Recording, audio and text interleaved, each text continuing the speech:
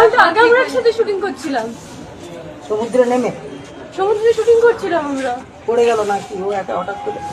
আমিও পড়েছি, দুজনেই পড়ে আমি গেছি। ঠিক আছি। রাহুল দাকে দেখো না, রাহুল ঠিক আছে তো? কিভাবে মারা গেলেন অভিনেতা রাহুল অরুণোদয় ব্যানার্জি?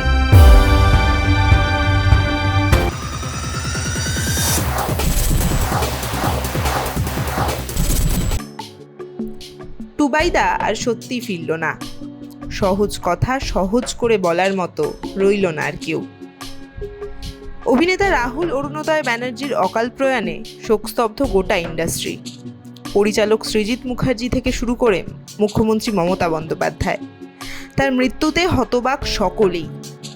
জানা গেছে, প্রিয়াঙ্কা সরকার তার মৃত্যুর খবর পাওয়া মাত্রই তার বাড়ির উদ্দেশ্যে রওনা দেন। 16 অক্টোবর 1983 সালে জন্মগ্রহণ করেন তিনি। মাত্র 3 বছর বয়সে অভিনয়ে হাতেখড়ি। চিরদিনই তুমি যে আমার সিনেমায় তার অভিনয় মন কেড়েছিল দর্শকদের। এরপর ধারাবাহিক, থিয়েটারের মঞ্চ থেকে শুরু করে হালফিলের নতুন পডকাস্ট সিরিজ দর্শকদের হতাশ করেননি তিনি কোথাওই। তার লেখা ও অভিনয় করা শেষ থিয়েটার, যে জানলাগুলোর আকাশ ছিলতে এমন আচমকাই মৃত্যু ঘটে তার চরিত্র টুবাইদার।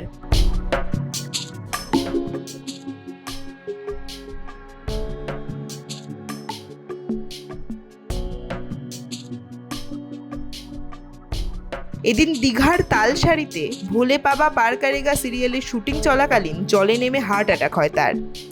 পরে হাসপাতালে নিয়ে গেলে তাকে মৃত বলে ঘোষণা করেন চিকিৎসকেরা। তার মৃত্যুতে শোকে কাতর সহ অভিনেত্রী শ্বেতা মিশ্র সহ সকলেই।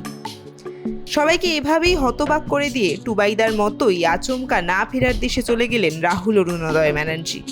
জানলাগুলোর আর আকাশ দেখা হবে না কখনো।